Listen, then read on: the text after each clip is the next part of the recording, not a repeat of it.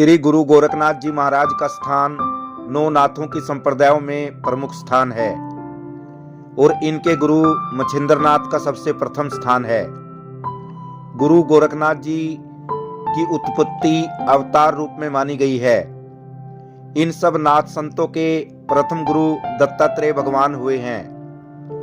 गुरु गोरखनाथ महाराज हरि नारायण के अवतार माने जाते थे, जो गुरु मच्छिंद्रनाथ की कृपा से गाय के गोबर से प्रकट हुए थे। यह सब नाथों से अधिक प्रसिद्ध हुए हैं। ये योग विद्या के चमत्कार से परिपूर्ण थे। इनकी ही कृपा की प्रेरणा से गोरखपुर नगर और गोरखा जाति विश्व विख्यात है। गुरु गोरखनाथ के अद्भुत कार्यकलापों की चर्चा देश विदेशों में भी जा फैली थी। इनके संप्रदाय की वेशभूषा के अलावा कान को बीच से चिरवाकर गोल मटोल सींग का अथवा सवर्ण का या हाथी दांत का छल्ला पहनते हैं। तो प्रिय बंधुओं, आप लोगों का स्वागत है मेरे YouTube चैनल अध्यात्म ज्ञान पर।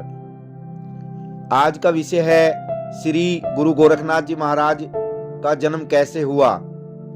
तो आप सभी दर्शकों से अनुरोध है कि श्री गुरु गोरखनाथ जी महाराज के जन्म का पूरा वृत्तांत जानने के लिए कृपया वीडियो को अंतिम तक देखिएगा। तो शुरू करते हैं आज का विषय। तो प्रिय बंधुओं, एक समय की बात है जब गुरु मच्छिंद्रनाथ तीर्थ यात्रा करते हुए बंगाल प्रांत की चंद्रागिरी नगरी में जा पहुंचे। वहां सूर्यदयाल नामक पंडित रहता था। वह बड़ा ईश्वर भक्त और साधु संतों का चरण सेवक था। उसकी पत्नी का नाम सरस्वती था। वह सुशील, सुंदर, पतिव्रता और बड़ी समझदार नारी थी, परंतु थी वह बांझ, संतानहीन। इस दुख से वह दोनों दंपति अति दुखी और बेचैन थे। फिर भी अपनी सामर्थ्य अनुसार साधु सेवा, दानवृत्ति, भगवत भजन नित्य करते रहते थे। जब उनके भगवत कृपा से शुभ दिन आए, तब एक रोज योगीराज मच्छिंद्रनाथ गुरु चिमटा बगल में दबाए भिक्षा पात्र लिए अलग अलग करते घर घर से भिक्षा लेने पहुंचे।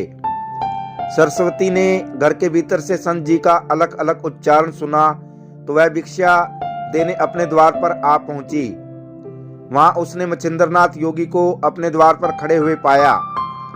इनका मुख सूर्य के तेज के समान चमक रहा था। सरस्वती भिक्षा उनके पात्र में डालकर वह योगी मच्छिंद्रनाथ जी का मुंह निहारने लगी। गुरु मच्छिंद्रनाथ जी को समझते देर न लगी कि यह नारी अत्यंत दुखी है। योगीराज पूछने लगे, माता, तुम दुखी दिखाई देती हो, तुम्हें कौन सा दुख है, मुझे बताने की कृपा करो। सरस्वती बोली, महात्मा जी, वैसे तो मैं आपकी कृपा से सब तरह सुखी हूँ। मुझे सिर्फ दुख अपने भांज होने का ही है। अगर आपकी दया से मुझे पुत्र की प्राप्ति हो जाए तो मैं पूर्ण रूप से सुखी हो जाऊंगी। मच्छिंद्रनाथ योगी ने प्रसन्न होकर कहा, ले हाथ आगे कर। और उन्होंने अपनी झोली से भस्म निकालकर सरस्वती के हाथ पर धरकर कहा, इस भस्मी को ऋतु नहाने के बाद खीर में मिलाकर खा लेना।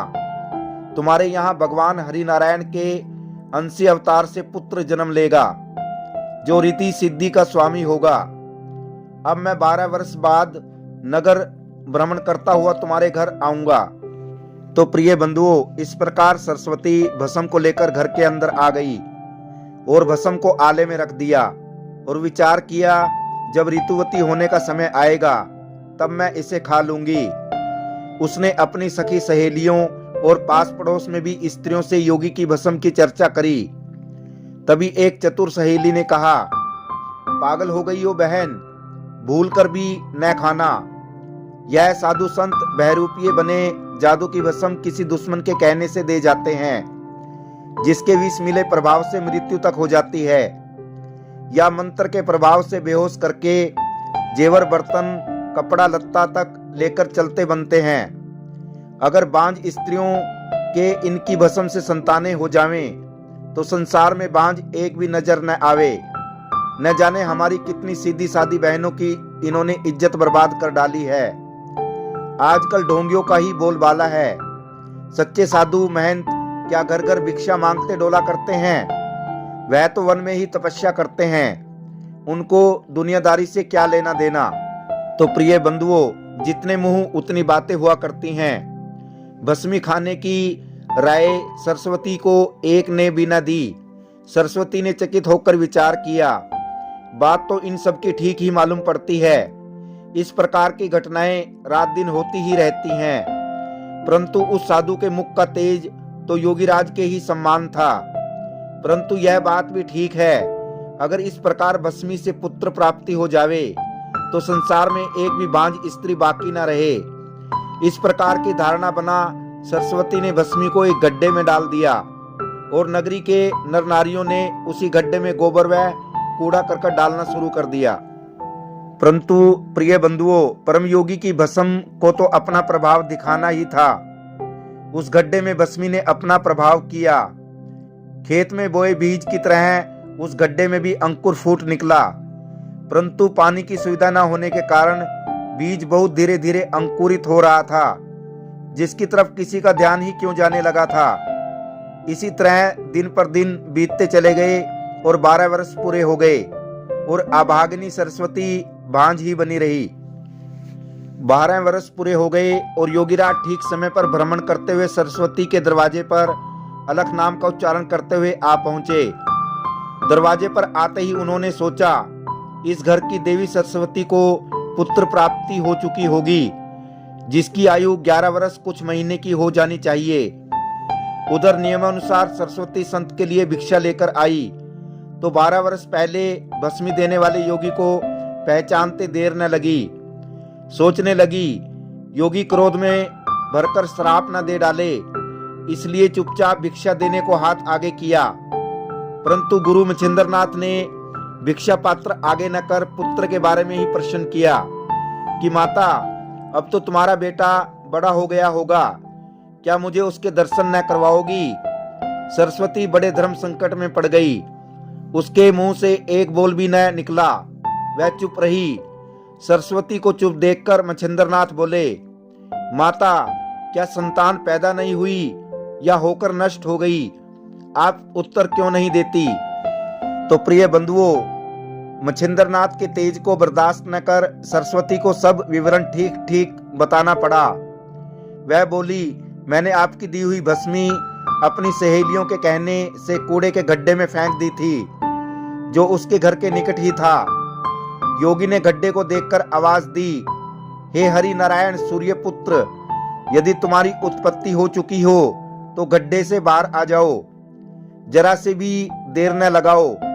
पहली आवाज का उत्तर न मिलने पर दूसरी तीसरी बार आवाज दी तो उत्तर मिला, गुरुदेव, पैदा तो मैं हो चुका हूं, परंतु कूड़े के ढेर में दबा पड़ा हूं और गोबर में छिपा बैठा हूं, आप मुझे निकाल लें। गड्ढे में से आवाज सुनकर सरस्वती व नगरी के अन्य तमाशबीन नर नारियों को भी बड़ा ही कौतूहल हुआ। नगरवासियों ने चटपट कूड़ा उठाया तो गोबर में से अत्यंत तेजस्वी रूपवान बालक निकला। बच्चे को देखकर मच्छिंद्रनाथ जी बोले, बेटा, तुम्हारी उत्पत्ति गाय के गोबर से हुई है, इसलिए मैं तुम्हारा नाम गोरखनाथ रखता हूँ। बालक रो रोकर मच्छिंद्रनाथ को देखने लगा। योगीराज बोले, रो मत, एक तो तुम सूर्य पुत्र हो, दूसरा तुम्हारा यश सारे संसार में फैल जाएगा। ऐसे तपस्वी बालक को देखकर सरस्वती के नैनों से मोती के माफिक नीर बहने लगा। उसने योगीराज की तरफ समय याचना की दृष्टि से देखा। योगी मच्छिंद्रनाथ बोले, माता, अब कुछ नहीं हो सकता। जब विधाता ने तुम्हारे भाग्य में पुत्र सुख लिखा ही नहीं है, तब किसी के भी किए कुछ नहीं हो सकता। जब विधाता नहीं चाहता तो सामने से पुरसी थाली भी उठ जाती है। तुम्हें अपने कर्मों का भोग तो भोगना ही है। अब तो तुम अपने मन को इसी भांति संतोष दो कि प्रभु की इच्छा के बिना पत्ता भी नहीं हिल सकता। अब तो परमात्मा के गुण गाओ, जिससे तुम्हारे पिछले किए हुए पाप नष्ट हो जाएं। पुत्र कोई सदगति कारण नहीं है। पुत्र को पुत्र निकल जाए तो जीवन पर्यंत जी जलाना ही पड़ता है। इस प्रकार योगी मच्छिंद्रनाथ ने सरस्वती को धीरज बंधा गोरखनाथ को अपने संप्रदाय में दाखिल कर लिया। तो प्रिय बंधुओं, यह थी श्री गोरखनाथ जी महाराज की जन्म कथा। यदि ये वीडियो आपको पसंद आया हो तो वीडियो को शेयर करना और चैनल को सब्सक्राइब करना। आप सभी दर्शकों का धन्यवाद।